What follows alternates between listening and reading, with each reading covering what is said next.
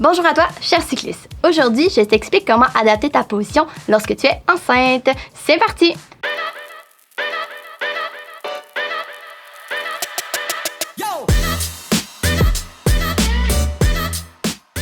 On sait qu'il est primordial de continuer à bouger lorsqu'on est enceinte, mais il est important d'ajuster en fait sa position en fonction des changements physiologiques qui surviennent lors de la grossesse. Si on parle des recommandations d'activité physique lorsqu'on est enceinte, il est recommandé de faire environ 150 minutes d'activité physique par semaine d'intensité modérée. On recommande de prioriser les activités aérobiques et d'inclure, si on est capable, 1 à 2 musculations par semaine.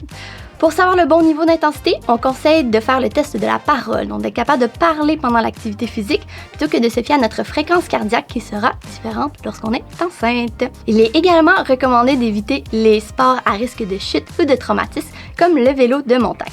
Le vélo de route rentre également dans les activités à risque de chute, mais il y a moyen de modifier sa pratique cycliste pour être sécuritaire tout au long de la grossesse. Mon premier conseil lorsque vous voulez continuer à faire du vélo enceinte est de faire un positionnement avant de tomber enceinte pour que le professionnel de la santé qui vous prendra en charge soit capable de voir votre niveau de forme physique avant. Comme ça, s'il y a des problématiques qui surviennent pendant la grossesse, il y aura moyen de mieux adapter votre position en fonction de ce que vous ressentez. Si on regarde la chaussure de vélo pour être confortable enceinte, on recommande de ne pas trop serrer le système de serrage au niveau de la chaussure.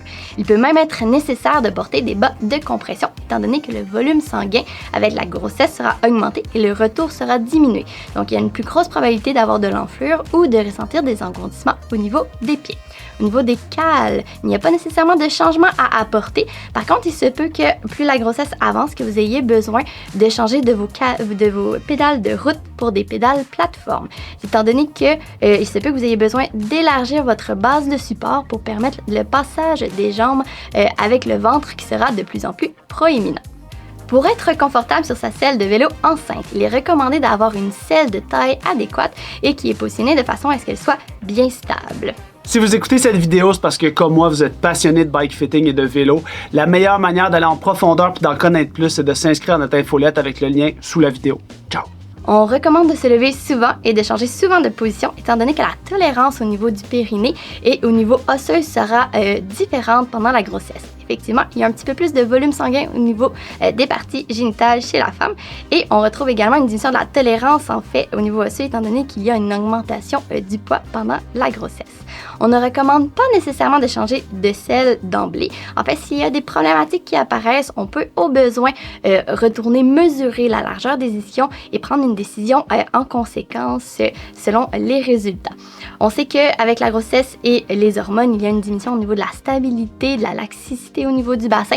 Donc, il se pourrait qu'il y ait des modifications aussi au niveau de la largeur des ischions qui fait en sorte qu'on ait besoin de changer pour une selle plus grande qui nous permette de garder une bonne stabilité sur le vélo. Si on regarde finalement au niveau du cockpit, il est possible de venir redresser le guidon pour qu'il soit un peu plus haut et un peu plus proche. Il existe des potences à angles différents que l'on peut venir placer afin de remonter le tout. Ceci permet de venir diminuer le poids au niveau du cockpit avec l'augmentation du poids pendant la grossesse, mais permet également de faciliter le passage des jambes en fait avec l'augmentation de la grosseur du ventre pendant la grossesse. Finalement, utiliser la technologie pour placer le vélo sur la base d'entraînement peut être une bonne façon de prolonger votre pratique cycliste lorsque lors du 2-3e trimestre, le ventre est trop proéminent pour pouvoir sortir à l'extérieur ou que vous êtes moins confortable. L'important est de continuer de bouger, peu importe de la façon que vous le ferez. Pour vous permettre de continuer à pratiquer le vélo le plus longtemps possible pendant la grossesse, je vous propose un exercice d'abdominaux qui sera également hyper pertinent pour vous aider au travail lors de l'accouchement.